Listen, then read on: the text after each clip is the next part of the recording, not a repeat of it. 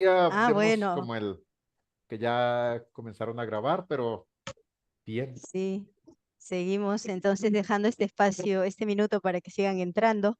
para que sigan entrando, que se sigan presentando. Ujú, Unos y otros se conocen, sí. algunos De no. repente damos así para que vayan diciendo su nombre y el país, nada más así de manera, porque no Espontánea, todos nos, sí. espontánea, sí, no todos nos conocemos. Pueden Mi abrir sus No, nombre, micrófonos. ay, sí. Mi nombre es Luz Delia Caizaguano.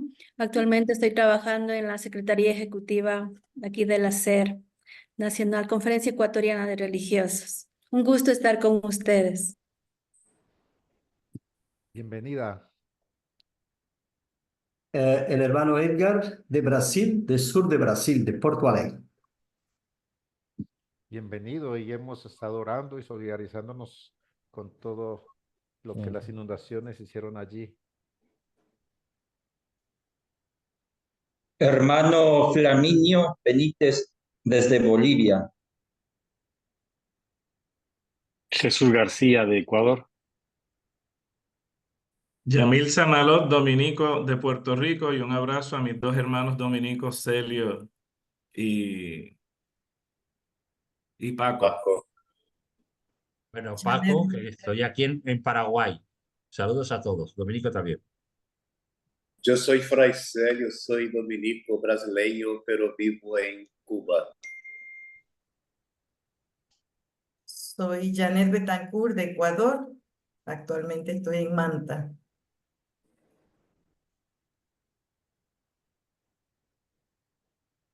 Buenas tardes, soy Lorgia Carrión de Ecuador. Vivo en Quito. Buenas. Buenas tardes.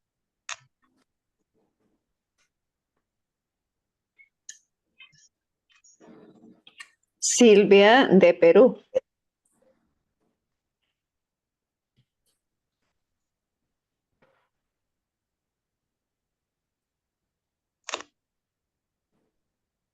no sé si falta alguien por ahí para así en esta ronda rápida de nombres y lugares.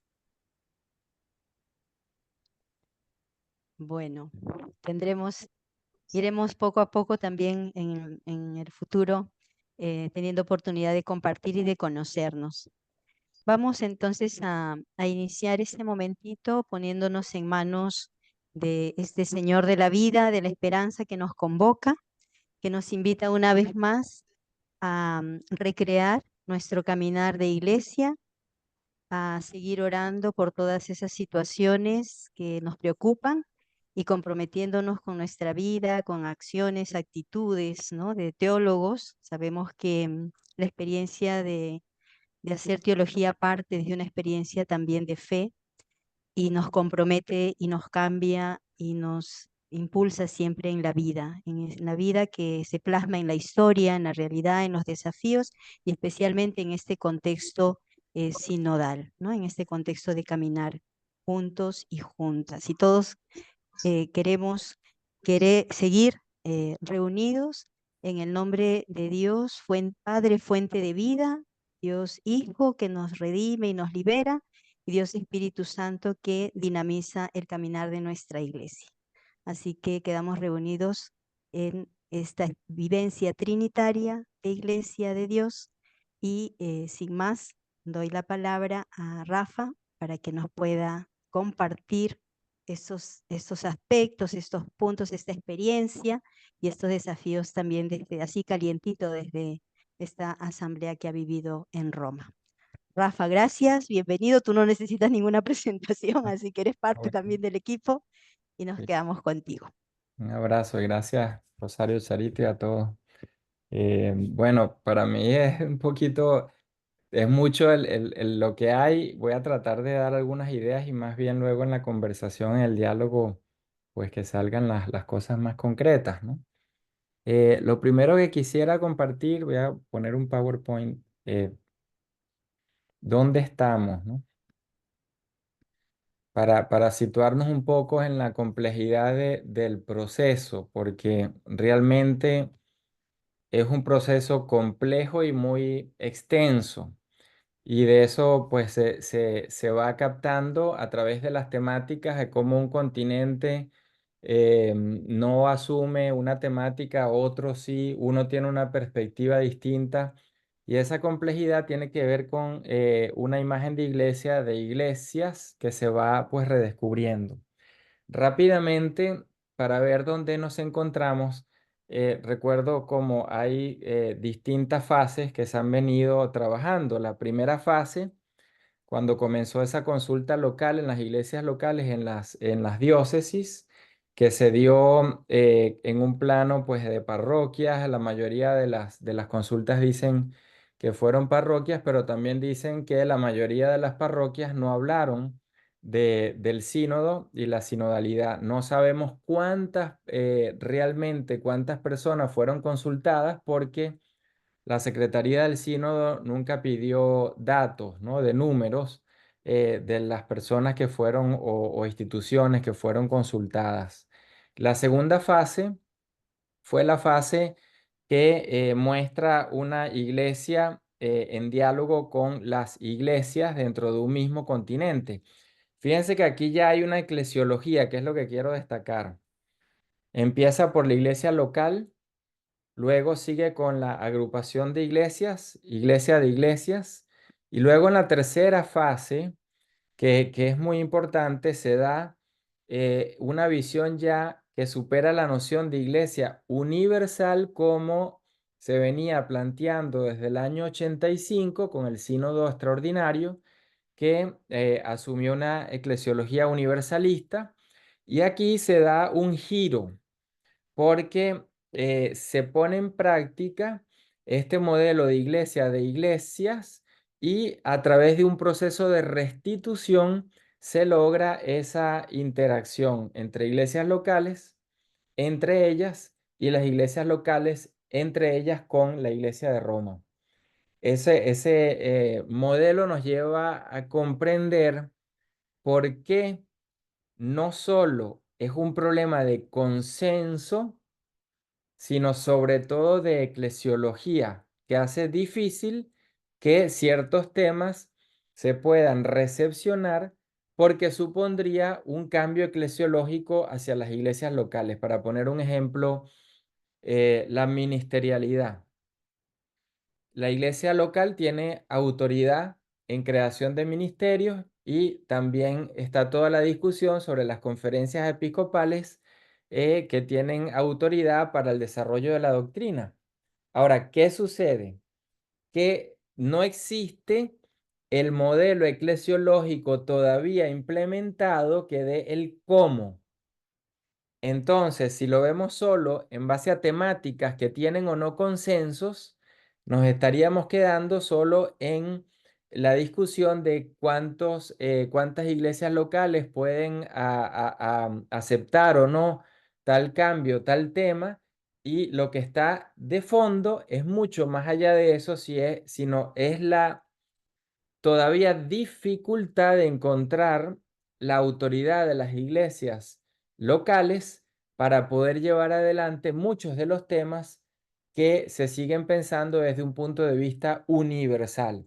Entonces, ¿qué es lo que tenemos? Una transición eclesiológica que no ha sido recepcionada y de la cual todavía no estamos conscientes que se está dando. Y eso lleva entonces a la dificultad del cómo.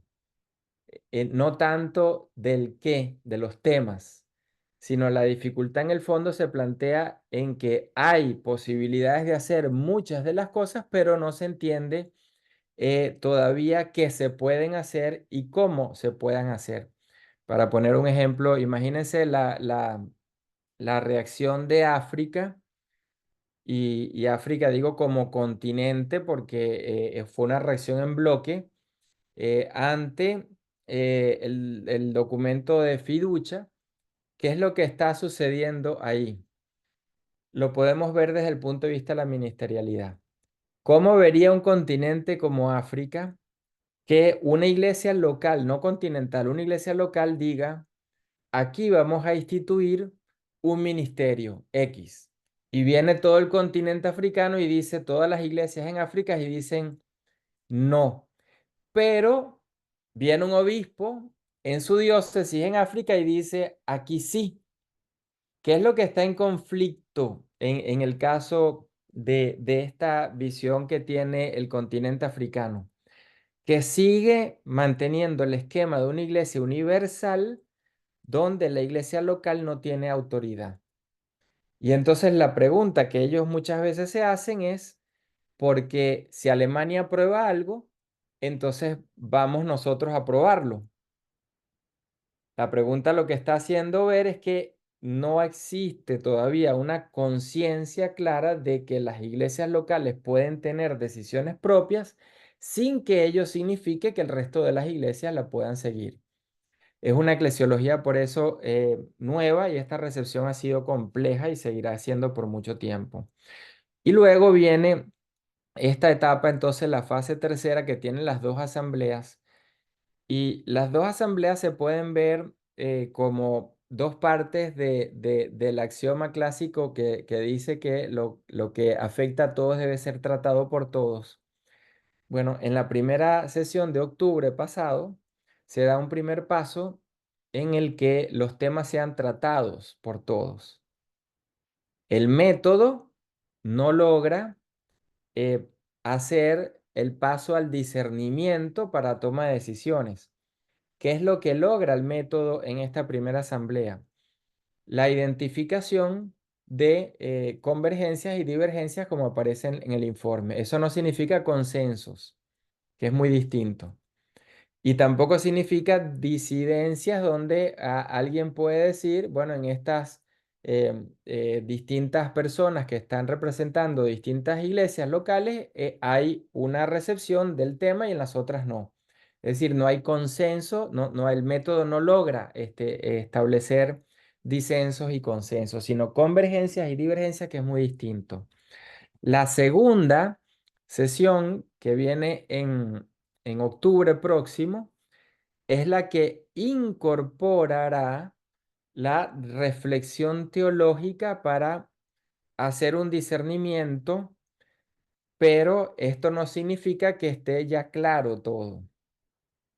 O sea, la visión está y se ha integrado por vez primera, que es lo que hicimos en Roma la semana pasada y antepasada, con el grupo de teólogas, teólogos y también canonistas y algunos obispos, tratando de ver cómo por vez primera se integra la dimensión teológica desde el inicio.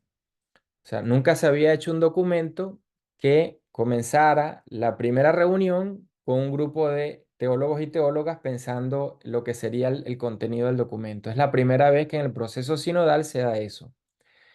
Entonces, la sesión de octubre se ve ya como una sesión que necesita esta dimensión de discernimiento teológico.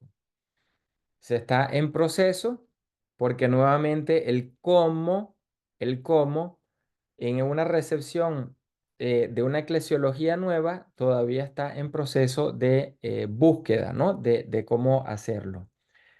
Y luego vendrá una fase nueva también, que es la fase de implementación, que no significa la fase de recepción solamente, sino de implementación en base a lo que en octubre salga y luego el Papa decida. ¿Por qué? Porque hay una doble posibilidad que por vez primera se aplica Episcopalis Communio. Y Episcopalis Communio dice que luego de la sesión final del sínodo, que elabora un documento final, el Papa puede asumir ese documento final como magisterio propio o puede escribir una exhortación posinodal, como ha sido la tradición hasta ahora de los sínodos. Esa innovación supone que desde octubre veremos qué opción hace el Papa, porque eso cambia el sentido de lo que es la colegialidad también. Y no solo la colegialidad, porque no es un documento solo final elaborado por obispos, como han sido los sínodos antes de Francisco, sino un documento que es fruto de un discernimiento no solo de obispos. Entonces, fíjense que todo está en un proceso y es lo que quiero acentuar, donde no hay claridad completa de conceptos, porque la recepción de una eclesiología que fue cambiada en el año 85 especialmente, pues hoy en día se encuentra también en un proceso de saber qué significa esto a nivel de hacer iglesia. La fase continental, hago referencia a esta fase porque aquí es donde nos damos cuenta de las grandes diferencias y complejidades para poder llegar en esta nueva fase que estamos teniendo de las dos asambleas a decisiones compartidas. Porque es donde se ve propiamente las recepciones que han habido del concilio en cada uno de los continentes. Esta es la dinámica que se pone en práctica. Dinámica de circularidad y dinámica de espiral. Espiralidad, ¿por qué? Porque se da una relación entre las iglesias locales, la iglesia universal como comunión de iglesias, y vuelve otra vez a las iglesias locales. Y ese proceso, que se llama restitución, genera una espiral. ¿Por qué? Porque cada vez que regresa nuevamente a las iglesias locales se enriquece con nuevos aportes. La fase diocesana va a las conferencias episcopales que hacen la primera síntesis, que luego alimenta lo que es el documento para la etapa continental. Ese documento va a las distintas asambleas continentales. Fíjense los procesos que va dando. Pero el documento fue hecho en Roma, entonces de Roma regresa a las asambleas continentales. De las asambleas continentales vuelve a Roma, Instrumentum Laboris, y ese Instrumentum Laboris va a la asamblea que representa las muchas iglesias locales entre sí. Entonces hay un proceso de ir y venir de iglesias locales, iglesia universal, iglesias locales, iglesia universal, es lo que se llama la restitución. Y en la medida en que se va dando una espiral, cada fase aporta cosas nuevas o repite, consolida lo que viene diciendo o cambia algunas posturas en ese proceso de restitución. Por ejemplo, en la fase de consulta, la primera diocesana, salió el tema del diaconado femenino. ¿Qué sucede en la fase de la asamblea ya continental? Que cuando sale en la asamblea continental ya no sale como unas iglesias diocesanas que podemos sumar si el 60% hablaron de eso o el 80%, sino que es asumido en un discernimiento entre iglesias locales distinto. Porque cuando dice algo, tiene una representatividad mucho mayor. Entonces, aunque el tema sea el mismo, no tiene el mismo peso, porque a nivel de asamblea continental implica que las muchas iglesias que conforman ese continente tuvieron que tratar el tema, y ya no solamente las diócesis particularmente. Entonces nos llevamos allá a un ámbito de una recepción continental, que es lo que cambia. Porque en las diócesis yo puedo tener una recepción de ministerialidad o diaconado femenino, por ejemplo, pero cuando voy al continente me encuentro a lo mejor con la dificultad de que ya no solo las iglesias particulares, sino la organización continental, en el caso de América Latina, el CELAC, en el caso de África, las conferencias de África y Madagascar, y así en cada una, en Asia, la Federación de Conferencias Episcopales de Asia. Entonces entra un organismo nuevo que es el que agrupa las iglesias en las cuales se hace el discernimiento. Fíjense cómo cambia la dinámica, y por eso digo complejo, no difícil. Complejo es en cuanto que implica muchas fases, muchos sujetos interviniendo, muchas instituciones, y no es algo lineal como se hacía en los sínodos antes de Francisco. Fíjense lo que implica la fase continental. Cada una de esas son asambleas que se realizaron, pero cada asamblea fue organizada por una institución que engloba las distintas conferencias episcopales en cada una de esas regiones. Entonces, ¿qué sucede? América Latina, por ejemplo, desde el concilio recepcionó el concepto pueblo de Dios con mucha claridad. Pero cuando vamos a África o cuando vamos a Asia, no. Entonces, ¿qué dice África? Siempre pongo el ejemplo de África porque es como el contraste mayor. África dice, nosotros no entendemos iglesia pueblo de Dios, sino iglesia familia. Pero no es lo mismo. Porque si yo estoy en un contexto africano donde hay una cultura tribal, o estoy en el contexto de la India, donde hay una cultura de castas, no es lo mismo decir familia o que decir pueblo de Dios. Porque ya tengo una imagen que implica que no hay una relación completamente horizontal y que asumo un modelo cultural de familia para identificar un modelo eclesial.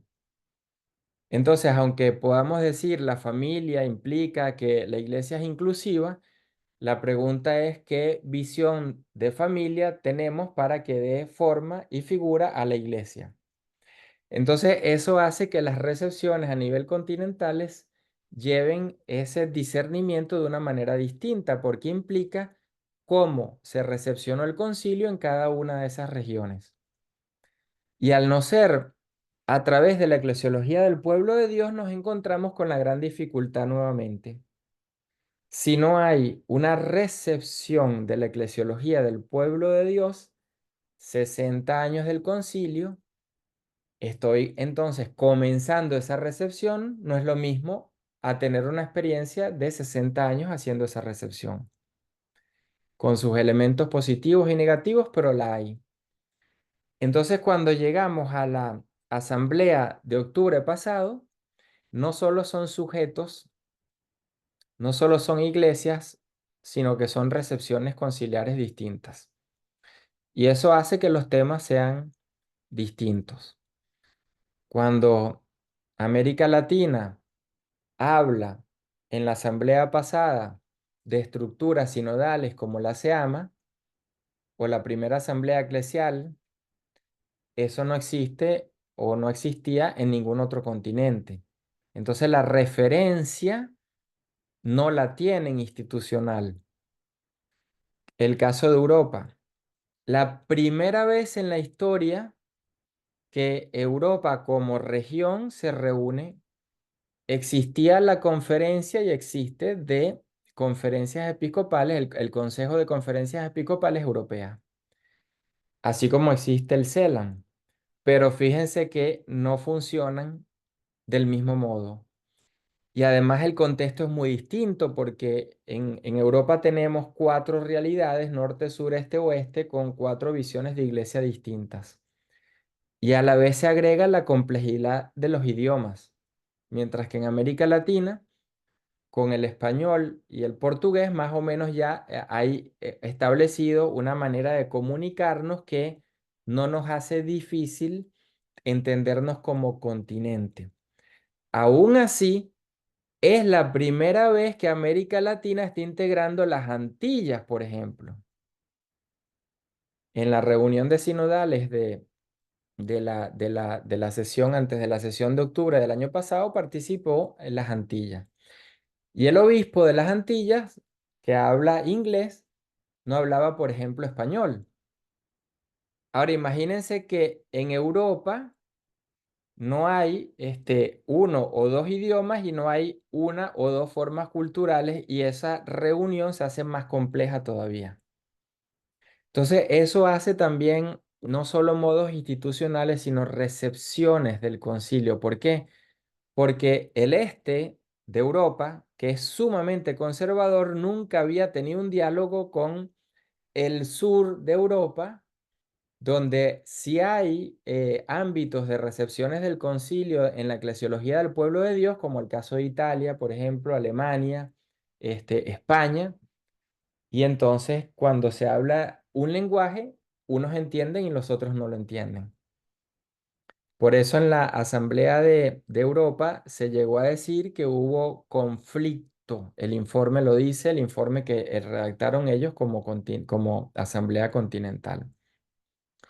Entonces, esto que quiero hacer ver es que no es un proceso que tiene comparación con procesos anteriores y por eso el foco no puede estar solo en temas, sino en recepciones que no encuentran muchas veces la posibilidad de avanzar en conjunto y eso nos está llevando a la novedad de lo que significa una eclesiología de iglesias locales. Ahora fíjense lo que les voy a compartir unos textos, están en inglés, pero es porque son los originales, pero después no quería poner el DeepL porque no lo he visto bien. Pero es que es una selección de textos que es muy diciente de lo que está pasando. Miren, imagen de iglesia. Dice África. La imagen de la tienda, que es la imagen para nosotros, pues de inclusión, la imagen de una iglesia pueblo de Dios que integra a todos. Y dicen ellos que fue rechazada por muchos, pero fue rechazada por la mayoría, de hecho, porque representa para ellos como la pobreza, refugiados, desplazados, esa imagen de dificultad y de pobreza. No representa inclusión. Fíjense la imagen en el imaginario de estos obispos, laicas, laicos, religiosos, religiosas que participaron, presbíteros, diáconos, y están diciendo solo su impresión de una imagen que simboliza toda una etapa eclesial del sínodo. Entonces, ¿cómo hacer que existan temas que se comprendan de una manera más clara como la inclusión si no logro tener una imagen que me facilite eso? Ahora, ¿qué dice Asia? Dice que a pesar de que, bueno, proyecta esto, pero ellos sí entienden que la imagen de la tienda tiene este ámbito de inclusión. Pero fíjense lo que añade, que no lo dice otro continente. También simboliza, o sea, la imagen de iglesia no puede limitarse solo a la tienda, sino también a la construcción de puentes. Ahora, ¿por qué lo dice Asia?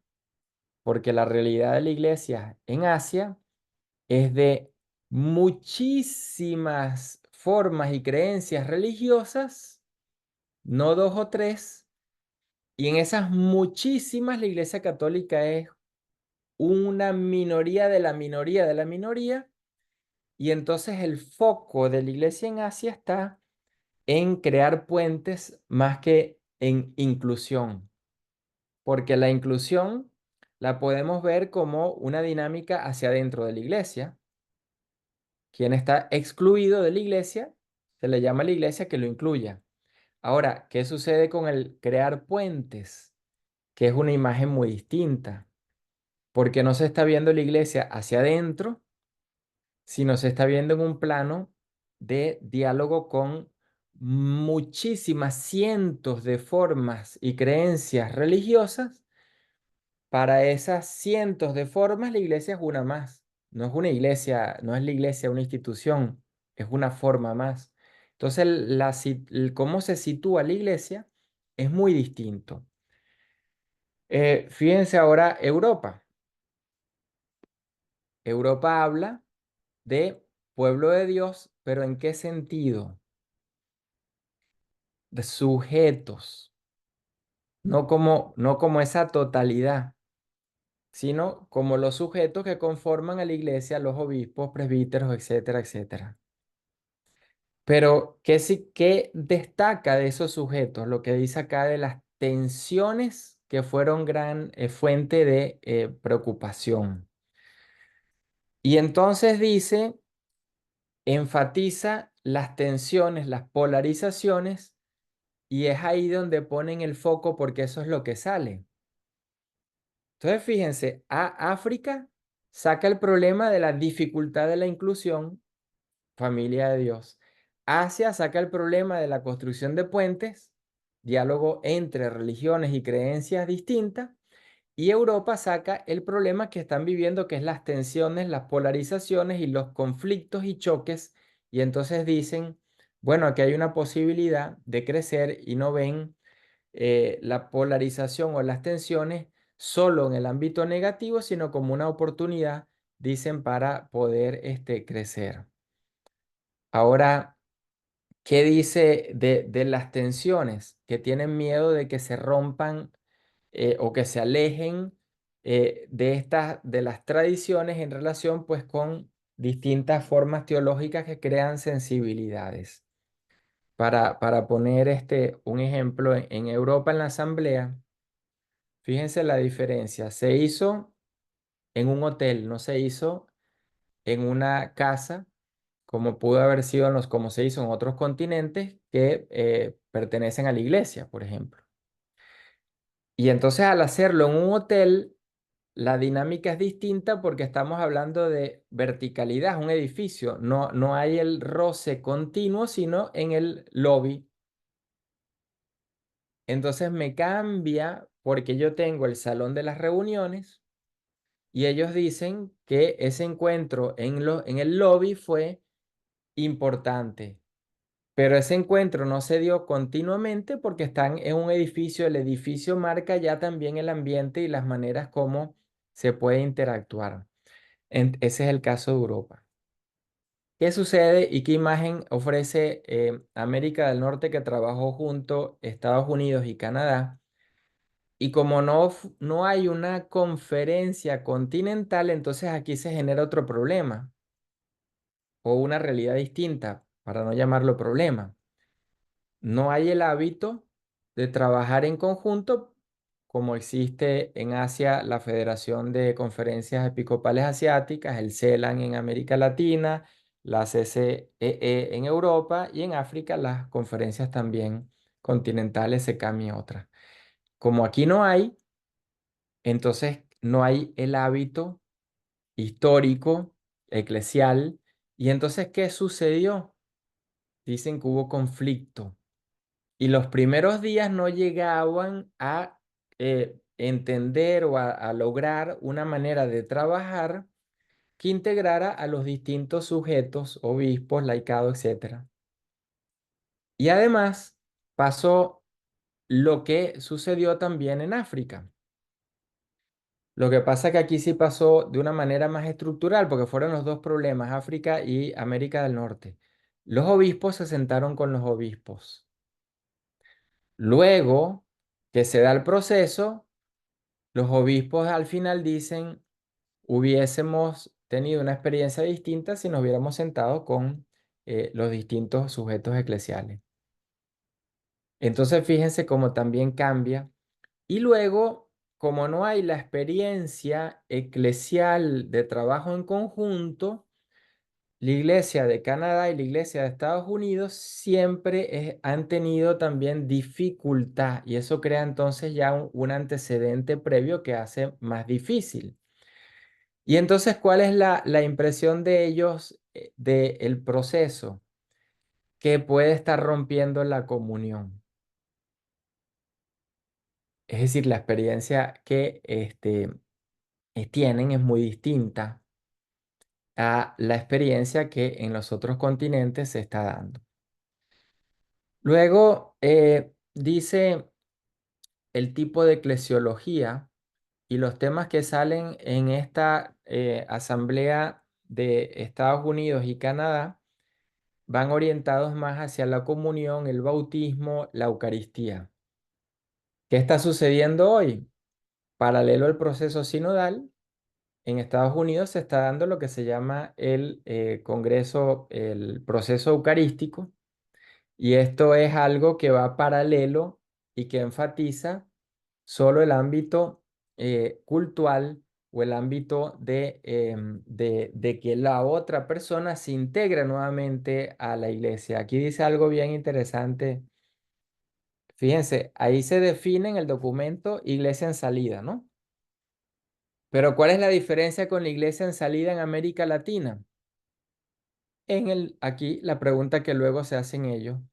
¿Cómo puedo hacer que estos dones, ¿no? de salir, etcétera, de conversión, es para que los otros se conviertan a las enseñanzas de la iglesia? O sea, salgo para que el otro regrese o entre o vaya a la iglesia desde el punto de vista de las enseñanzas. Fíjense cómo entonces el mismo concepto iglesia en salida significa distinto. Es como que yo salgo a buscar gente para que regrese y no salgo a estar con la gente, que es muy distinto. ¿Y eso cuál es el problema que crea? Lo que ya continuamente sabemos que es la dificultad que tiene la iglesia en América del Norte con todos los temas de salida precisamente, inmigración, LGTBQ, todo lo que tiene que ver con la dimensión adextra, o sea que la imagen corresponde con la propia praxis pastoral. En lo que fue el Medio Oriente, es interesante porque el problema o la realidad que ellos tienen, primero la van diciendo con mucha claridad: guerras, por ejemplo, religiones distintas, el Islam, y en ese contexto a la vez tienen una realidad ecuménica muy particular. Entonces lo que ellos enfatizan es más esta comunión entre las distintas iglesias y a la vez cómo responder a esa realidad. eh, por ejemplo, aquí dice refugiados, desplazados, mayorías musulmanes, etc. Entonces, otra realidad distinta. Pueblo de Dios no significa pues lo mismo. Oceanía, interesante, porque ellos dicen que la imagen de la tienda tampoco resonó en ellos. ¿Por qué? Porque el lugar geográfico, primero lo identifican como África, como una imagen de pobreza o de excluidos o de personas o de una iglesia como que no tiene una identidad hacia adentro clara, sino que se le ve como de segunda o de tercera. Pero dicen lo siguiente: la realidad de Oceanía está conformada por muchas islas y la comunicación es difícil. Entonces la tienda no es una imagen que les es fácil porque primero marca una imagen del desierto cuando ellos lo que viven es la realidad del mar, del océano. Entonces, fíjense que estos detalles culturales con imágenes son bien interesantes, porque nos están diciendo de un modo de ser iglesia distinto. No es lo mismo si yo no puedo comunicarme con frecuencia con las muchas islas que tienen a su vez realidades culturales distintas y propias, a que si yo tengo una comunicación fluida. Los obispos de Oceanía y Australia dicen que ellos, cuando para reunirse es muy difícil, no solamente por el tema de las distancias, sino por muchos otros temas como el tema económico, traslados, idiomas. Entonces tienen una realidad muy, muy distinta y sin embargo, fíjense cómo nuevamente aparece algo interesante, que es entender que hay un fruto aquí del Concilio Vaticano II que no se ha realizado y tiene que ver con la comprensión de la Iglesia Pueblo de Dios. El único que lo dijo fuera de América Latina. Ahora, lo dice como un desafío, ¿no? O sea, hay una comprensión inicial, emergente, y lo entienden como una realidad a la cual tienen que profundizar y asumir, pero lo importante es que ven ya la conexión con el Concilio Vaticano II. Oceanía y Australia no ofrecen en ninguna de las consultaciones una visión que diga que la sinodalidad es algo nuevo, que no tiene que ver con el concilio, o qué es lo que está sucediendo con la sinodalidad. Además, venían de la experiencia, en el caso de Australia, del concilio plenario. Entonces, la realidad, pues, como digo, tiene sus particularidades también en cuanto a la vivencia de lo que son los temas. Y bueno, y América Latina, lo interesante no es solo que ya tenemos y sabemos esta recepción de la Iglesia Pueblo de Dios, sino que tiene esta otra dimensión social. O sea, pueblo de Dios hacia adentro y pueblo de Dios hacia afuera, como peregrino, caminando en la sociedad, opción por los pobres, etc. Entonces, esa comprensión hace que la realidad de una iglesia sinodal sea comprendida de manera distinta o particular con relación a las otras iglesias. Esto nos ayuda a ver otra vez la complejidad de una eclesiología emergente para nuestra época, no para el Concilio Vaticano II, pero nos hace ver que hubo una ruptura tan grande en el año 85 que produjo otro modo de ser iglesia que está costando superar y que entró de tal manera que creó una cultura eclesial que se manifestó en el rol y en el perfil del episcopado, por ejemplo, en el perfil de los seminarios, de las instituciones de formación, en el perfil de la pastoral y las parroquias. Y en esa complejidad es donde este sínodo trata de dar un giro eclesiológico en medio de esa dificultad. Ahora se entienden entonces por qué los temas son difíciles. Porque si decimos ministerialidad, Pablo VI ciertamente habló de la ministerialidad instituida, por ejemplo. Pero ni Juan Pablo II ni Benedicto XVI continuaron. Cuando Francisco retoma la ministerialidad instituida, estamos hablando de que hubo más de 30 años sin el concepto de ministerios instituidos. Entonces, cuando se habla hoy en día, ¿qué es lo que sucede? Que la mayoría de los obispos no han instituido catequistas, por ejemplo, ni lectores, ni acólitos, porque no existe una conciencia todavía de lo que esto implica a nivel de la autoridad de una iglesia local. Entonces, el tema no es solo ministerio, sino lo que está detrás. ¿Qué recepción conciliar me facilita que ese tema pueda avanzar o no? Diaconado nuevamente femenino o acceso de las mujeres al diaconado. En las primeras fases diocesanas se pide que se estudie, prácticamente todo el mundo lo pidió. En la fase continental no sale explícitamente en todos los documentos, pero hay al menos la solicitud de que se abra el tema, pero no sale tanto como en la fase diocesana, donde hubo conferencias episcopales que la pidieron explícitamente. La asamblea pasada, intervenciones que hubo donde se pidió, intervenciones en las plenarias, muy pocas donde se pidió, pero luego la dificultad en las mesas. ¿Por qué? Porque las mesas simbolizan distintas iglesias, los obispos, distintos sujetos, laicados, religiosos, etcétera, obispos. Las mesas simbolizan toda esa diversidad de las iglesias locales entre sí, y entonces ahí no es lo mismo porque tienen que llegar a divergencias o puntos en los cuales hay convergencias. Como no se pensó en un método para consensos, solo se llega a decir, bueno, aquí hay dificultades y aquí no. Entonces viene ahora este documento.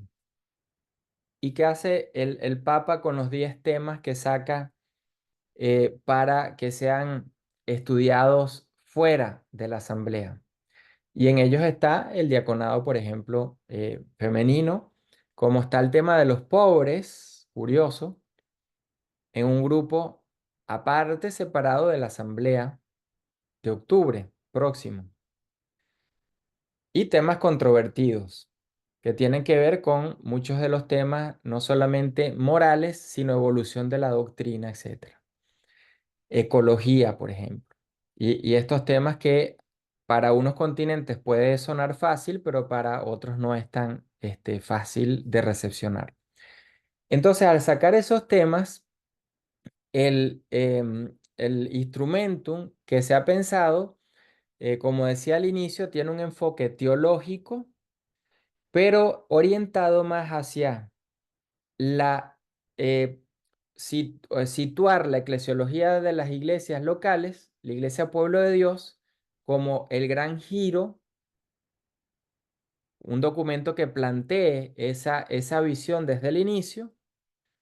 Y es un documento que si llega a ser eso, porque nosotros no redactamos el documento, dimos simplemente nuestro parecer y contribución teológica de los temas que posiblemente saldrán, si llega a continuar esa visión, eso al inicio sería el gran aporte ya de este proceso, porque se logra introducir de manera formal un modelo de iglesia pueblo de Dios. Insisto, para nosotros parece que es lo normal y entonces se nos va a hacer, bueno, ¿y qué se avanzó? Pero no estamos en una iglesia latinoamericana solamente. Y entonces para la mayoría de las iglesias, eso no es el modo de entender a la iglesia. Entonces ahí ya tenemos un avance. ¿Por qué? Porque si logramos situar eso a nivel de toda la iglesia, entonces se puede comenzar a trabajar más allá de América Latina muchos de estos temas. Y en las iglesias locales se puede recuperar la conciencia de la autoridad para avanzar en temas en cada iglesia local, que no tienen que ser temas que en todas las iglesias locales se recepcionen y se avancen. Luego, el documento también tiene esta visión de trabajar todo lo que ha salido en relación a discernimiento y formación, que es lo que desde el inicio se ha pedido. Aclarar, por ejemplo, el discernimiento comunitario, que no es lo mismo que el discernimiento personal y que no es lo mismo que una escucha discernida. Porque el discernimiento comunitario, ahí sí necesito las mediaciones para poder discernir, que son teología, tradición, magisterio, mediaciones sociales, etc. Y si no tengo esas mediaciones, no hay discernimiento comunitario. Entonces se abre algo nuevo. Luego viene temas en relación con relación a estructuras, organismos de participación, conferencias episcopales, reagrupaciones de iglesias, consejos pastorales, todo lo que tiene que ver con estructuras y participación. Y aquí también surge algo interesante porque si en los 10 grupos de estudios que salen, esos temas no entraron y se van a tocar es en la asamblea, estamos en un ámbito muy interesante porque esa iglesia, pueblo de Dios, se realiza en estructuras de participación. No solo en pensar iglesia de los pobres o iglesia de una ministerialidad mayor, sino estructuras también, las conferencias episcopales, las conferencias continentales, los consejos pastorales, los organismos de discernimiento y toma de decisiones, que en cualquier ámbito eclesial tienen que existir o pensarse y darse. Entonces, fíjense cómo se va, digamos que, tratando de situar relaciones, formación, discernimiento, estructuras, pero estructuras de participación. Entonces, ya hay como tres grandes ejes, ¿no? La eclesiología, situarla al inicio, y luego estas dimensiones de relaciones y estas dimensiones también de las estructuras de participación y organismos pues que puedan ayudar. Y el tema de las estructuras tiene que ver con un tema muy importante, en el caso, por ejemplo, de las conferencias episcopales, que es la autoridad de los organismos intermedios. Una conferencia episcopal puede desarrollar la doctrina, puede tener doctrina propia y particular, Francisco en Evangelii Gaudium cita conferencias episcopales, cosa que los papas anteriores no habían hecho. ¿Qué significa eso? Él mismo lo dice en Evangelii Gaudium. Queda por aclarar la autoridad teológica de los organismos intermedios, pero da un paso, cita. ¿Por qué cita? Porque está asumiendo en su magisterio el magisterio de conferencias episcopales en los documentos que han producido. Hay un paso. Entonces ahora viene la pregunta en esta etapa, ¿no? ¿Cómo hacer que ya eso se consolide y se pueda decir hay una autoridad doctrinal en los organismos, en las instancias intermedias?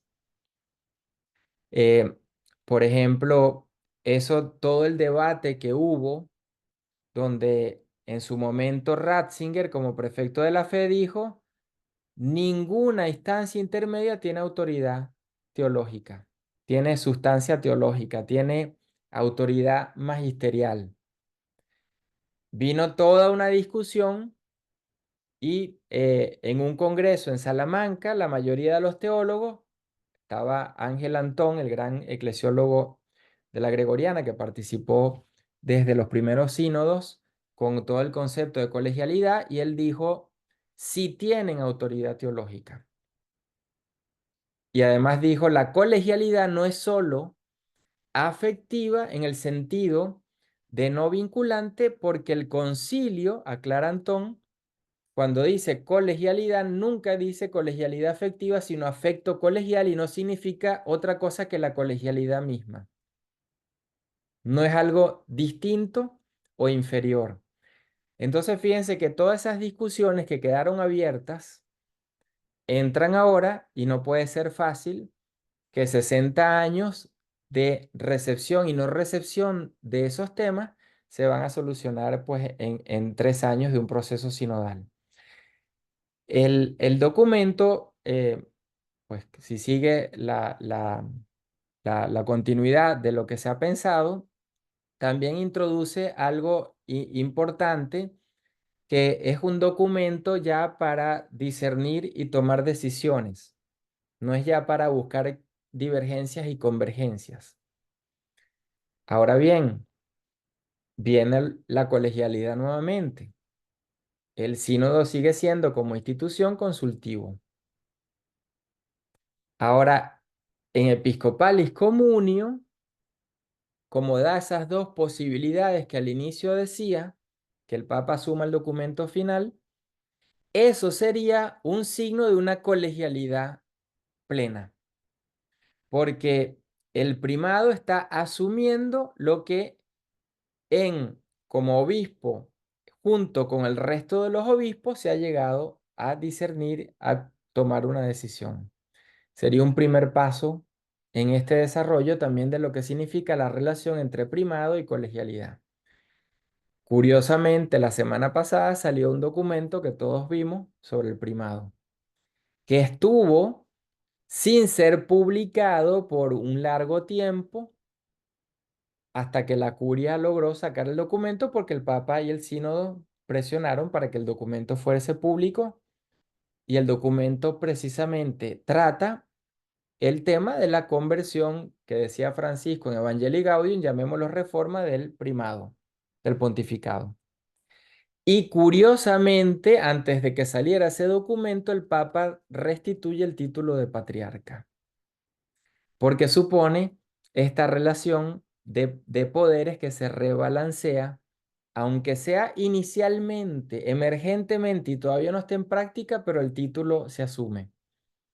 Entonces hay otra manera donde se va entendiendo, o se abre la puerta para que se vaya entendiendo primado, ya no como el que está por encima, sino el obispo de Roma, cuya autoridad, junto con los otros patriarcas, en comunión con las muchas iglesias locales, van cambiando conceptos que van dando forma y figura a una iglesia.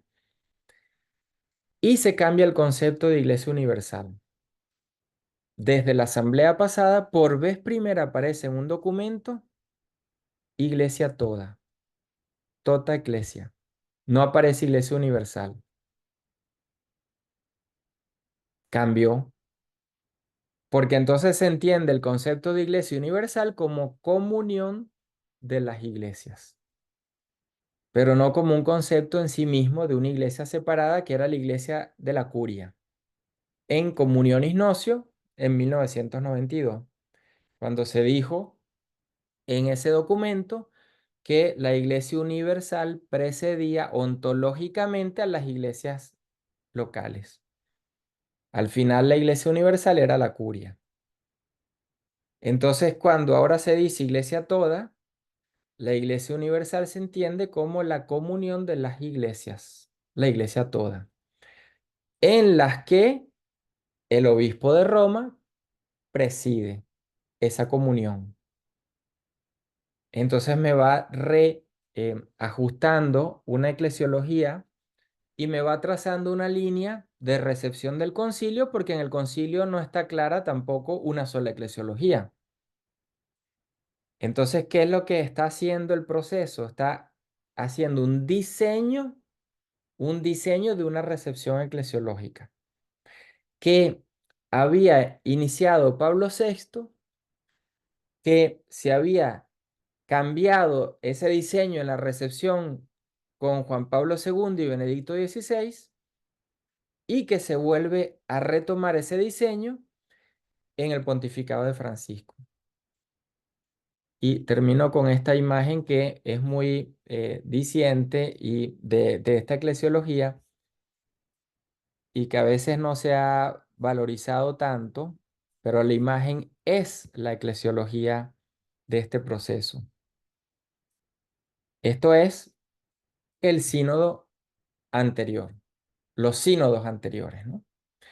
El primado, los obispos delante, no en círculo, y las primeras filas son los cardenales de la curia, que es lo que correspondía al aula Pablo VI cada vez que se celebraba un sínodo. Ahora, la imagen nueva es una imagen de iglesia, de iglesias. El obispo de Roma, en la mesa que tienen ahí, los obispos en cada una de esas mesas representan la comunión entre iglesias. ¿Por qué? Porque el obispo tiene que ser la voz de esa porción del pueblo de Dios, o sea, diócesis, que le ha sido confiada, y no la voz individual de él como sujeto.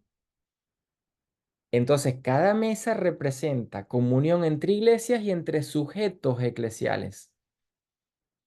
Communio fidelium, communio ecclesiarum. Cada mesita de esas. Y en esa conjunción de mesas tenemos esa imagen, pues, de una iglesia de iglesias, el obispo de Roma, las iglesias entre ellas y entre ellas con el obispo de Roma, con la iglesia de Roma. Y de ahí entonces la pregunta con la que inició y ha seguido en cada etapa el sínodo: que dice el Espíritu a las iglesias, cada uno de esos obispos sentados ahí, en cada mesa. Iglesias. Y esas iglesias entonces nos plantean el desafío que queda abierto, porque cómo entender este desarrollo doctrinal, ministerial y en muchos ámbitos desde las iglesias locales.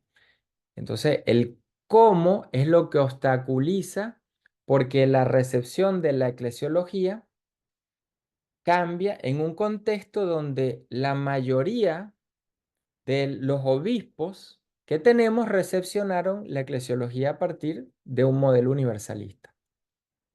Entonces tenemos eso, más que el tema de consensos, es un problema eclesiológico. No puede haber consenso si no hay si no hay un piso común eclesiológico. Porque no puedo hacer una recepción de ciertos temas si no estoy claro en la eclesiología en la que me sitúo. Eso es donde nos encontramos el estado actual del proceso sinodal que estamos pues viviendo, ¿no? Es un poco, bueno, las ideas que yo quería solo resaltar para que, bueno, el diálogo sea mejor, ¿no? Gracias, Rafa. Nos has dado, como decías, o sea, realmente el panorama en poco tiempo. Los desafíos son grandes. Me gustaría quizás abrir el diálogo, la pregunta o alguna precisión que querramos. El micrófono es nuestro para aprovechar el espacio con Rafael. Y digo una cosa, la vida religiosa. Sin vida religiosa que asuma la sinodalidad, no hay sinodalidad. En la vida diocesana es muy difícil todavía.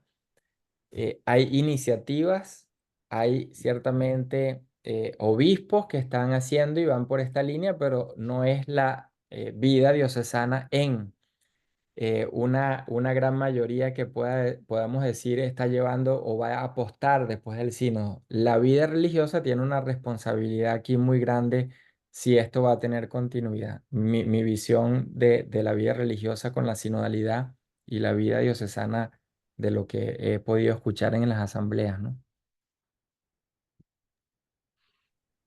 Sí, gracias. Nos das también desde tu ser, ¿no? Y de los aportes que vas haciendo a nivel de la iglesia, como laico, como teólogo. Sí, son desafíos abiertos. Entonces, ¿tenemos alguna pregunta, comentario, eco? Sí, por acá, desde Puerto Rico. Sí, Ujú. Yo recibo con inmensa alegría todos esos desafíos y noticias que nos estás dando, Rafael. Yo creo que a la iglesia le debe dar un gozo inmenso de que todo esto esté sucediendo.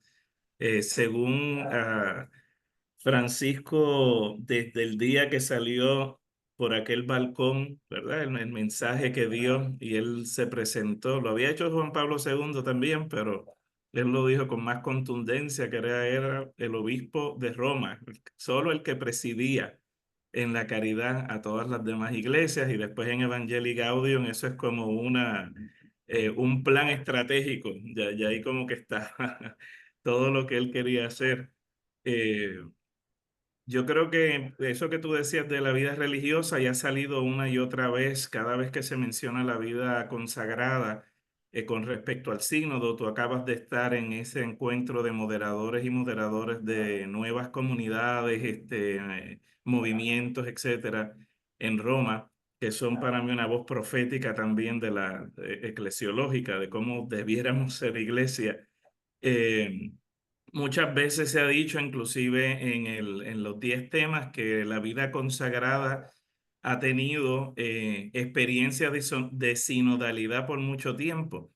Eso que tú decías de las diferentes maneras de entender un mismo término, inclusive teológico, yo creo que los que hemos tenido la oportunidad de estar en capítulos generales, hemos palpado eso, ¿verdad? Yo en el único que he podido estar, me acuerdo que Europa del Este no podía entender lo que planteaba Latinoamérica con la cuestión de la teología y la liberación, porque para ellos todo eso que habían vivido en la opresión de los países socialistas, pues para ellos era como que un sinsentido. De que ese tipo de dinámicas desafiantes las hemos vivido en la vida consagrada ya pues por cómo es. Yo quería agradecerte que nos compartieras todo esto como uno de los protagonistas que está trabajando en el sínodo. Y quería preguntarte, tú planteabas al inicio que aquí lo que está por verse es el cómo, ¿verdad? Que las discusiones tienen que llevar a cómo se va a establecer todo este proceso que está pedido en estas 10 temas, ¿verdad? Yo he podido contar como unas 5 veces en las que se pide una revisión del Código de Derecho Canónico para cosas bien específicas, hasta, ¿verdad? Para la posición de la mujer en la iglesia. Y eso, llevarlo a el canon, pues es como que el establecimiento de ese cómo, ¿verdad? De los procesos.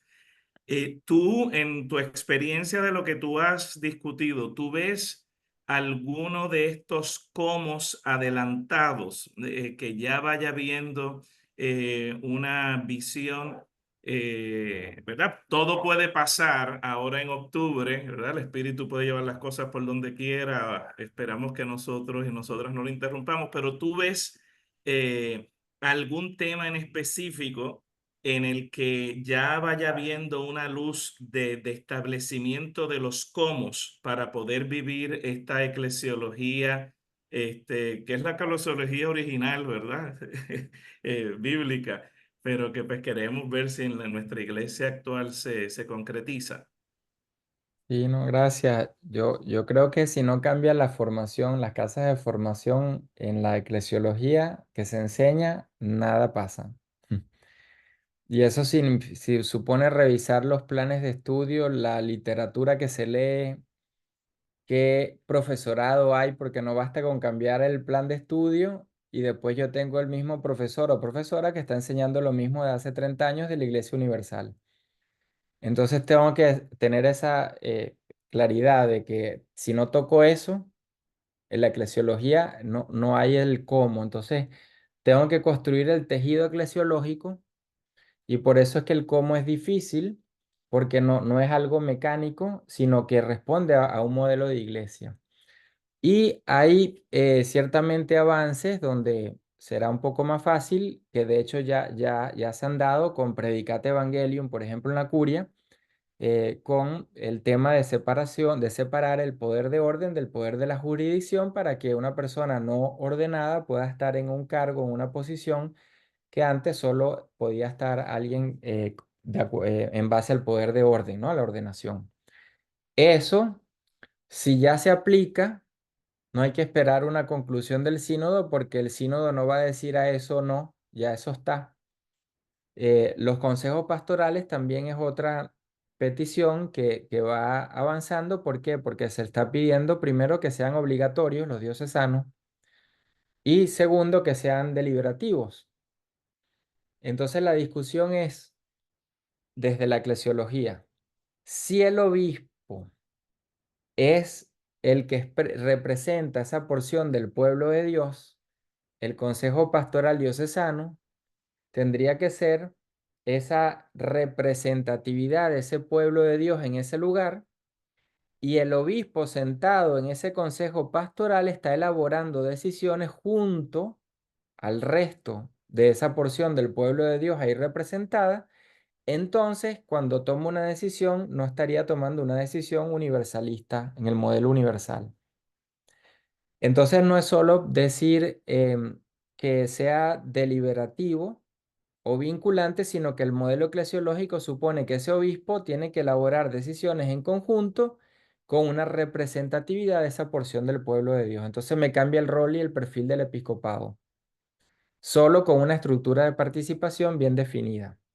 Entonces ahí hay un avance en cuanto a las peticiones y a lo que se quiere hacer, y hay una comisión canónica, y la comisión teológica fue la que hicimos estos 5 grupos que hubo para las 2 semanas anteriores, 5 grupos llamados comisiones teológicas con temas distintos, y ahora y la comisión canónica es otra, y entonces el trabajo que se hizo teológicamente con el trabajo que se hará canónicamente, pues imagino yo que dará ciertos frutos, esperamos todos, ¿no? Porque ya eso es lo que habrá que esperar, ¿no? Pero ese es un tema donde ya hay 2 elementos, Predicate Evangelium y una visión de los organismos de participación desde la noción de lo que significa un obispo en una iglesia de iglesias y en una iglesia sinodal, ¿no? Otro tema que se ha abierto es el de la ministerialidad, pero hay que tener cuidado porque sin carismas, ministerialidad supondría una iglesia que no toma en cuenta al discernimiento de los ministerios desde los carismas, y esto supone una comunidad. Para poner la situación más clara, un presbítero, según Presbyterorum Ordine, su primer deber es el anuncio del evangelio, no el culto. Ahora ponemos el problema. Ese presbítero no tiene el carisma del anuncio del evangelio. Entonces, cuando predica, por ejemplo, todo el mundo se va y se aleja de la institución porque solamente por no tener un carisma específico. Entonces viene ahora otra pregunta. Si una persona que va a ser ordenada no tiene el carisma discernido, no podría ser ordenado. Entonces me cambió el perfil de lo que significa hacer un discernimiento para alguien que vaya a ser ordenado presbítero.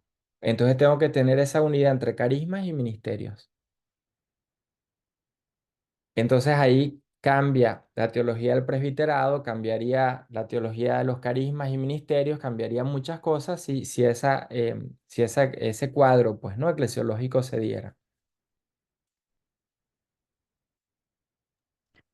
Muy bien, por ahí vi alguna mano levantada, ¿sí? Sí, Flaminio. Muy bien, tu micrófono.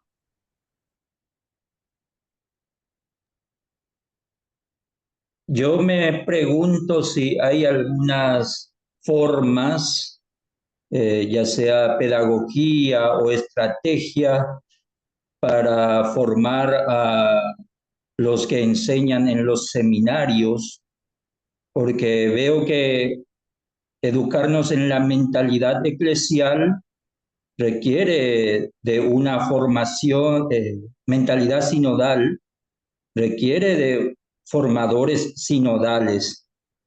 Entonces, veo que el camino ha de ser a través de los que enseñan en los institutos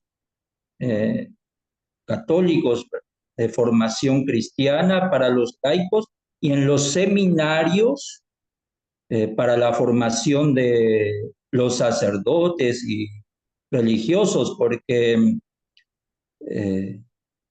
creo que viene por el camino de la educación en la sinodalidad, la recepción que se pueda dar. Sí, y No sé América si Latina tiene las dos instituciones que lo pueden hacer con más facilidad, que son la CLAR y el CELAN. OSLAN, por ejemplo, ¿no? Entonces, pero no es solo a nivel de las congregaciones como tales individualmente, tiene que ser algo mucho más grupal o continental. Por ejemplo, ahora en agosto se va a hacer el Congreso de Teología Sinodal en el CELAM porque lo que se quiere es hacer que los que enseñan, las que enseñan eclesiología, se pueda crear como una red y que vaya entrando este enfoque de la sinodalidad y también una red entre facultades de teología, seminarios, casas de formación. Un primer intento, pues, ¿no? A nivel ya digamos, continental.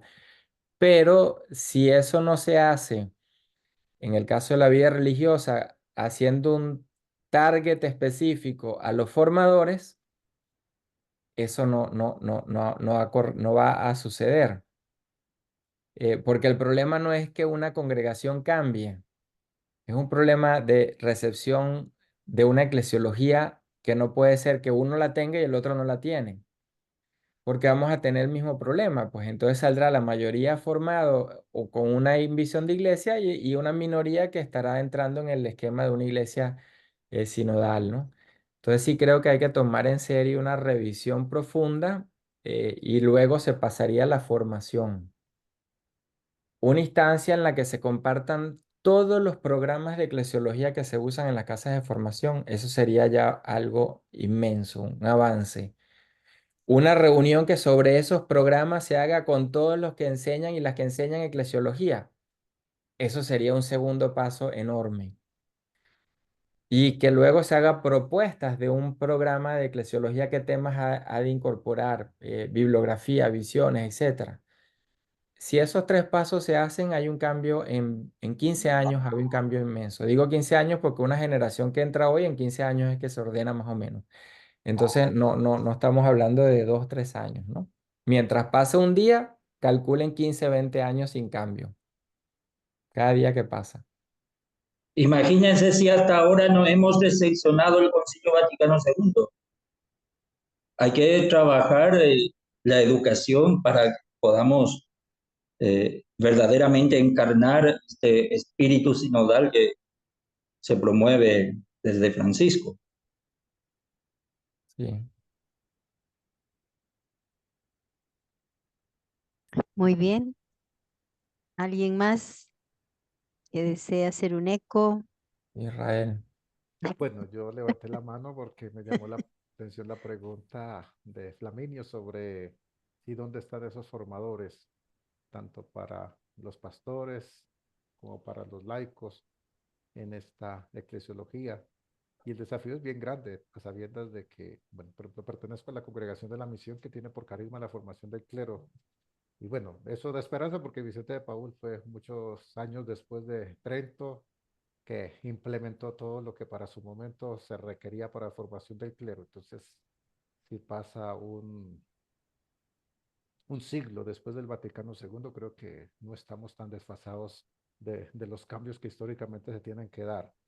Pero sí preocupa, por ejemplo, cuando la eclesiología sigue siendo como una materia a veces de carpintería, de relleno, de costura, junto con, por ejemplo, compartiendo con un tratado como la escatología o la neumatología o la mariología, incluso como he visto algunos programas de formación que la juntan a la hora de distribuir y que no necesariamente la está dando un eclesiólogo especializado, ni siquiera un teólogo dogmático.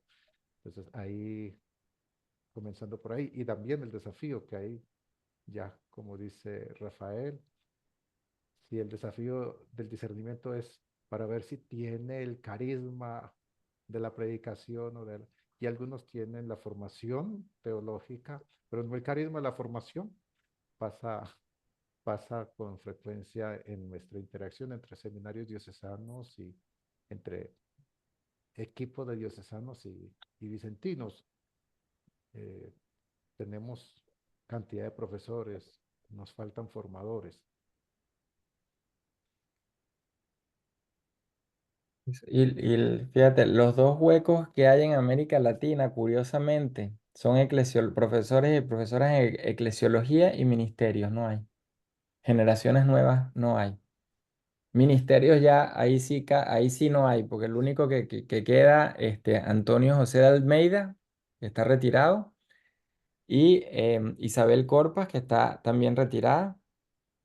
No hay generaciones, ni una persona en eclesiología ni en ministerialidad, que en este momento haya salido en los 2, 3, 4, 5 años recientes, para suplir, ¿no? Crear una nueva generación. Entonces, ¿cómo invertimos en que haya personas que estudien específicamente eclesiología y ministerialidad en sus tesis doctorales?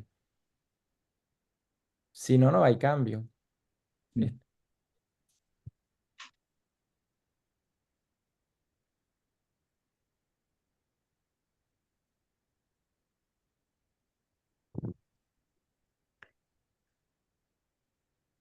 Realmente se nos convierte en un desafío con estos vacíos que tú dices justo en estos aspectos, ¿no? Eh, Así como has dado una mirada desde dónde se comprende este enfoque eclesiológico, este grado de comprensión de la eclesiología del Concilio Vaticano II, en América Latina hay consenso, pero al mismo tiempo también hay una gran variedad, ¿no? A pesar de se logra o se ha logrado dar pasos y se nos convierte también ya en cuestiones más prácticas, cotidianas, desafíos para ir dando estos pasos, ¿no? Definitivamente, si no se asumen los seminarios, las casas de formación, los centros de formación para laicos, pues lo que dices que sí, a mí me impacta lo que decías, un día más, 15 años más que vamos a seguir, un día que pasa y 15 años más, ¿no? Entonces, por ahí habrá que ir implementando de alguna manera. Los convocados a este espacio somos los equipos nacionales de las conferencias, los equipos de teología, ¿no? Y se nos abre pues un desafío grande, ¿no? Desde distintas maneras, también en cada conferencia se organizan webinars, se organizan semanas teológicas, semanas de reflexión, cómo ir introduciendo o viendo, ¿no? Cómo podríamos hacer también desde esta instancia para consolidar, para fortalecer los pasos que se van dando que nos decías ahora, el encuentro que va a haber en agosto del CELAM, ¿no? Y otras que desde la CLAR o desde otras instancias eclesiales se van realizando, ¿no? Entonces sí que ya es en nuestra visión eclesiológica personal, de cara, ¿no?, a la visión eclesiológica en la que nos movemos y vivimos, y necesitamos una común para poder ir discerniendo y tomando decisiones. Y eso pasa a nivel universal de todas las iglesias, ¿no? En todos los continentes, pues también se nos juega la vida en lo cotidiano, ¿no? Pero nosotros creo que como vida religiosa que nos hacías, ponías el desafío, y más aún en los equipos, las comisiones de teología de cada conferencia nacional, que también puede ir, o podemos ir colaborando, viendo la forma de repente en red, ir canalizando también fortaleciendo esta formación en esta posición, digamos, ¿no?, de este cambio, de esta mirada eclesiológica de pueblo de Dios, de iglesia universal a iglesia a iglesias todas, o iglesia de iglesias, ¿no?, en esta diversidad. No sé si alguien más tiene algún aporte, alguna resonancia. No sean tímidas y tímidos, porque Yo interpreto eh, la timidez como más bien en que estamos como sobre la hora y el ajá, tema da para 2, 3 horas. Y Así es. bueno, tenemos 15 años con el optimismo de no, Rafael para asimilarlo y aplicarlo. Entonces, que nos muy quede la bien. inquietud, que nos quede de verdad incluso hasta la preocupación por, Ujú. por implicarnos. Sí, Jesús e Inés tienen la mano levantada. No, una simple pregunta. Bueno, nosotros como equipo de reflexión, ¿cuál sería nuestro papel en todo este proceso? Después de todo lo que hemos escuchado, ¿cómo podemos de algún modo ayudar, colaborar en todo este proceso?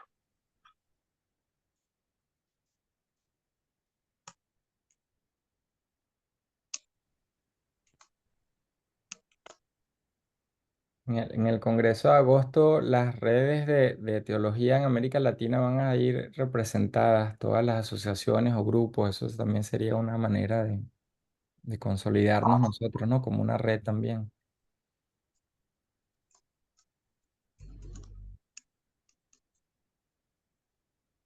Y el propósito que tiene la CLAR de articular y poner a interactuar de una manera más constante y dinámica los equipos de teología de cada una de las conferencias nacionales, eh, que incluso esperábamos que este encuentro como que desencadenara un poco ese vínculo y esa posibilidad de articulación e interacción.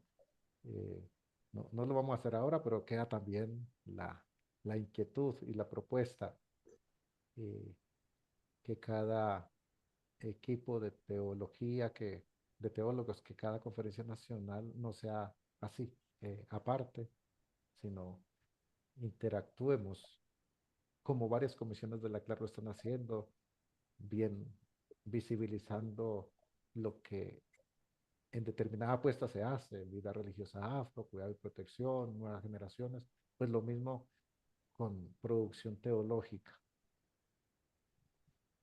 Y es que yo tuve la sensación, o tengo, que hemos recibido una información y ¿ahora qué? De parte de los que hemos recibido. Por eso era mi pregunta, que evidentemente ya de algún modo está respondida, pero a medias, en cuanto que habría un desafío si es que tenemos que trabajar en red qué, cómo hacer para que no sea una mera recepción de una información de lo que se está haciendo en Roma o se está reflexionando en la comisión a nivel internacional. Por ahí va mi inquietud. Sí, justamente este espacio, hemos tenido en enero otro encuentro de los equipos. Este espacio se ha querido, o sea, con esa perspectiva que tenemos desde la CLAR, de articular y de vincular, pero también con algo que nos permita no quedarnos en recepcionar y cada equipo nacional poder plasmar, ¿no? Según la realidad que también, que va respondiendo. Entonces, claro, ahora nos tenemos que poner de acuerdo, por ejemplo, ¿no? Para otro encuentro. No sé si todos están en el WhatsApp hemos ido sondeando cada conferencia nacional, hemos pedido datos de referencia, a los que nos han mandado los datos de referencia los tenemos integrados en un WhatsApp. Si hay alguien aquí que no está, nos da ahora los datos para poder integrar y coordinar. En enero habíamos quedado de reunirnos cada 2 meses, ¿no? Por distintas razones nos hemos reunido ahora y viendo porque cada mes era mucho, cada 2 meses, pero es con miras a concretar, ¿no? Y ahora hemos unido, aprovechando que Rafael está en este espacio, en este vincular los equipos de teología,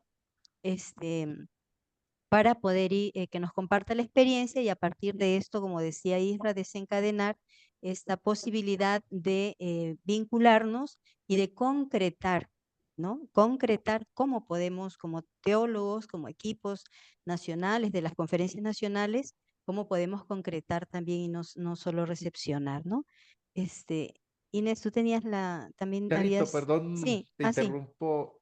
Agradecemos a Rafael y Rafael se tiene que ir. Entonces, lo demás que podamos compartir, si nos quedamos un rato, ya como con Eso. las inquietudes que nos deja Rafael, pero para que él se sienta libre y con nuestro agradecimiento de disponer de su tiempo. No, gracias, Israel. Sí. Vamos, Inés, si quieres, y Lo después. mío es muy simple, es que te Sí, quería sí, agradecer, dale, dale. Rafael, hacer como un eco, que nos puedas dar luz en todo este trasfondo que corre por abajo en este momento sinodal. Uno siente que es la hora, ¿no? Es la hora donde nosotros podemos contribuir de alguna manera a un cambio y bueno, vos nos animás a contribuir. Uno siente un contraste entre lo que es participar en mi iglesia local argentina y lo que vivo en la comunión con otros religiosos en Confar o en la CLAR, ¿no? Realmente, como dijiste, la vida religiosa está poniéndose al hombro, la sinodalidad, y está bueno que nos animemos entre nosotros, tener más claridad de por qué estos trasfondos. Yo cuando veo los documentos digo, de vuelta, pueblo de Dios. Bueno, da mucha claridad esta charla que vos das, como para también seguir animando a, a los argentinos cuando nos preguntamos de vuelta al sínodo, ¿qué se hace? Bueno, yo creo que sí. Gracias por animarnos y bueno, esperemos que sí, que se pueda dar este cambio de iglesia que soñamos. Esperemos así será. Mm, Bueno, un abrazo grande y Sí. Gracias, Rafael. Gracias, Gracias. Rafa. Gracias a Gracias por vosotros. todo. nos vemos pronto. Eso. Chao. Gracias. Gracias, Rafa. Muy bien. Entonces, les decía, si alguien no están sus datos, o sea, se podría escribir en el chat el nombre, el teléfono y la conferencia a la que pertenece, ¿no? Para poder integrarlos. Habíamos sondeado y preguntado en las distintas presidencias, en las distintas conferencias, y hemos integrado a las personas que nos han hecho llegar, ¿no? Los datos de quienes nos han hecho llegar. Y también que nosotros podamos hacer recuerdo a nuestros compañeros, compañeras que son también de nuestras comisiones y que quizás de otras conferencias con las que nos relacionamos, que hay conferencias que no tienen equipos nacionales de teología y otras que sí, que trabajan muy bien, pero no todos estamos en la misma, digamos, en las mismas niveles de organización y de trabajo y demás, ¿no? Aquí veo que están colocando. Y sería importante, Carito, ¿puedo hacer sí, una pregunta? ¿Podemos sí, tener acceso a la grabación de hoy? Porque, por ejemplo, en Confar tuvieron otras cosas y por ahí es ajá, muy temprano el horario. ajá. Entonces yo estoy representando, pero no está ninguno de los teólogos de la comisión de Confar. Si podemos tener acceso para que ellos Ya. puedan participar de esta reflexión. Sí, Yo, se, yo se creo que grabó, sí. entonces seguro Ajá. que sí se subirá a las redes de la CLAR. Y si Gracias. Compar la quiere replicar también y así. Ujú. Ajá.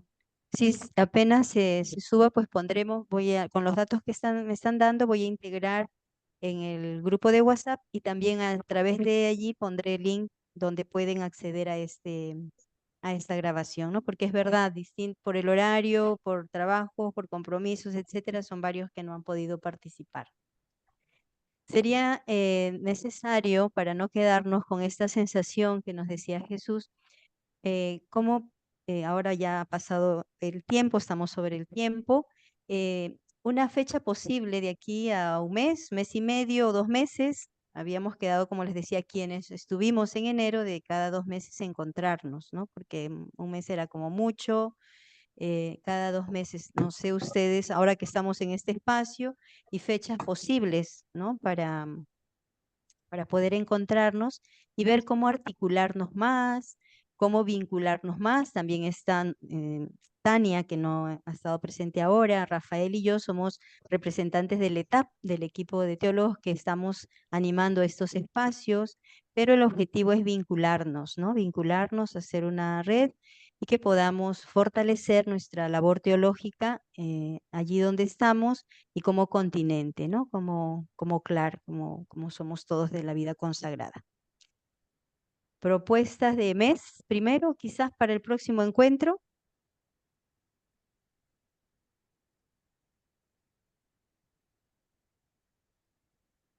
Los Podría ser en micrófonos septiembre. en septiembre. Ujú. Quizás ahí después del encuentro que hay del CELAM, que es en agosto, ¿no? De este encuentro a nivel de teólogos. Muy bien. Posibilidades de fecha en septiembre.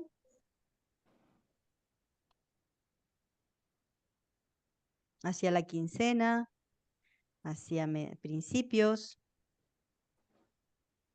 Yo prefiero la primera quincena, que estaré en Bogotá. Ya. El día de la semana, miércoles, martes. Martes es bueno. Martes nos va bien a la mayoría. Muy bien. Sí. El horario, las 17 horas Bogotá, con la diferencia de horario en cada país. ¿Cómo nos va ahí? Para mí bien. Ujú. ¿Cuál de los martes de la primera quincena?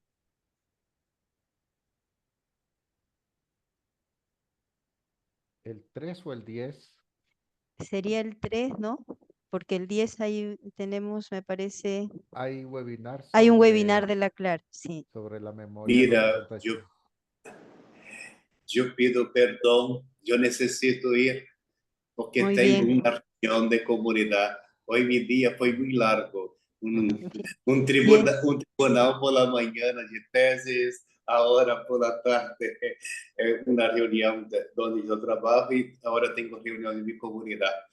Un abrazo. Muy bien. Muy Celio, bien, Celio. saludos. Yo Saludos. también me voy. Vale. Muy bien. Chao, chao. Entonces, decíamos para la primera semana el 3. ¿Es posible martes 3 de septiembre? Sí. ¿Sí? Sí. Muy bien. Y a las 17 horas Bogotá, ¿no? Y a cada uno adaptamos, nos vemos a qué hora nos corresponde en nuestro país. En todo caso, ¿Sí? los días, el 3, 4 y 5, creo que es un encuentro a nivel continental de la red de cuidado y protección en el CELAM, justamente. Estaremos ahí. Justo Bueno. creo que es 3 y 4 y 5. Pero bueno, ahí está. En todo caso, Bueno. no hay ninguna dificultad. Creo que se podía compaginar. Muy bien. Entonces, así quedamos para el 3 de septiembre, martes 3 de septiembre a las 17 horas Bogotá. Entonces, para no alargarnos más, vamos a terminar este espacio, aunque algunos ya por la hora obviamente han tenido que retirarse. Vamos a terminar poniendo en manos de este Dios Trinitario de todo lo que hemos acogido y los desafíos que tenemos. Y también poniendo, sabemos de distintas maneras, instancias, formas, la necesidad de orar siempre por la paz y por estas iglesias, ¿no? Esta comunión de iglesias que a veces se ve pues afectada por distintos motivos de violencia, de desencuentro, de todo, ¿no? Así que voy a tratar de compartir pantalla. A ver si logro compartir pantalla con sonido. Ya ustedes me van a decir, ¿se ve, no? Sí. ¿Sí? Sí, Ya, sí, sí. Sí se ve. muy bien. Entonces, a ver si me hace caso aquí al pasar la diapositiva. Tienes que darle modo presentación porque si no, no se te va a oír. Sí, Y luego ahora, tienes ahora. en el compartir, tienes que darle sonido. En el compartir, cuando has ido a compartir, tienes que darle compartir sonido. A ver. Vamos con este texto del Evangelio que nos invita a esta unidad, a permanecer en esta unidad en el Señor, ¿no? Te pido que todos sean uno, así como tú y yo somos uno. Es decir, como tú estás en mí, Padre, y yo estoy en ti. Y que ellos estén en nosotros, para que el mundo crea que tú me enviaste. Les he dado la gloria que tú me diste, para que sean uno, como nosotros somos uno. Yo estoy en ellos y tú estás en mí. Que gocen de una unidad tan perfecta que el mundo sepa que tú me enviaste y que los amas tanto como me amas a mí.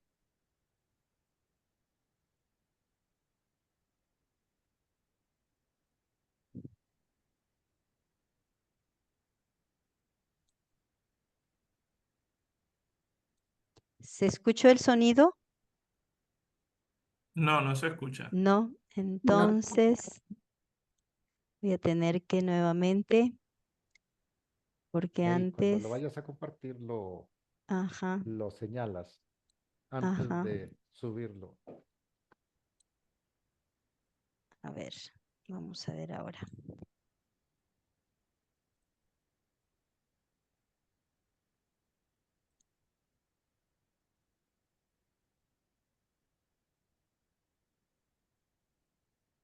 Me dicen, ¿eh? Sí, Sí se escucha. Sí se escucha, gracias.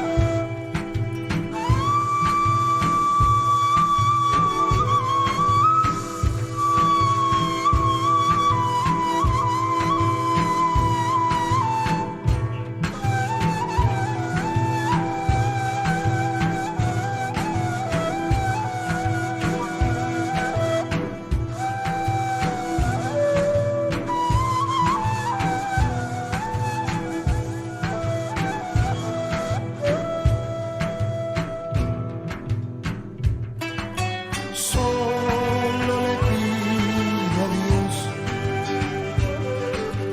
que el dolor no me sea indiferente, que la reseca muerte no me encuentre vacío y solo sin haber hecho lo suficiente.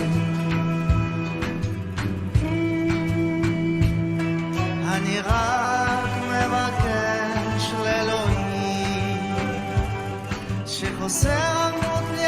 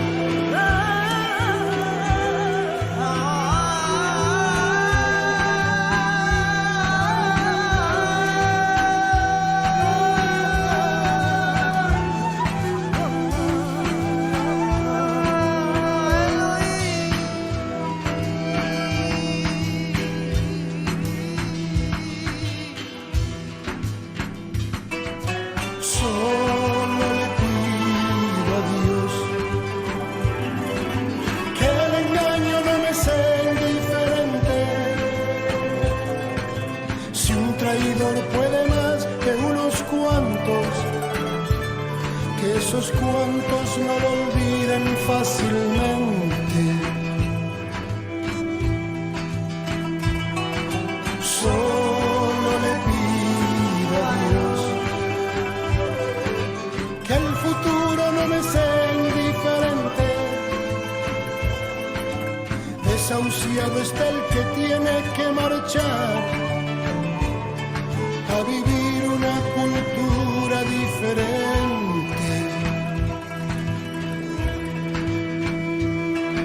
Solo le pido a Dios que la guerra no sea indiferente. Es un monstruo grande y pisa fuerte toda la pobre inocencia de la gente. Es un monstruo grande y pisa fuerte toda la pobre inocencia de la gente.